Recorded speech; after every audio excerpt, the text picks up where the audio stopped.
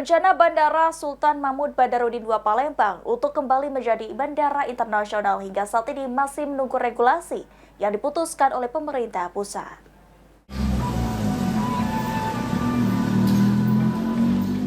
Status Bandara Sultan Mahmud Badarudin II Palembang untuk kembali menjadi bandara internasional hingga saat ini masih menunggu keputusan dari pusat. EJM Angkasapura II SMP 2 Palembang, Iwan Winaya mengungkapkan, jika mereka tidak bisa mengambil keputusan memastikan kapan Bandara SMP 2 Palembang akan kembali menjadi bandara internasional, namun pengambil kebijakan yakni pemerintah pusat yang dapat memutuskan Bandara SMP 2 Palembang kembali menjadi bandara internasional atau tidaknya.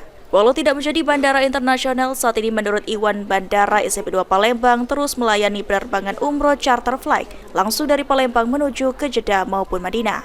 Ada dimungkinkan untuk kembali ada penerbangan internasional dari Bandara SMP 2 Palembang. Namun sampai dengan saat ini regulasi yang mengatur tentang dibukanya kembali penerbangan reguler internasional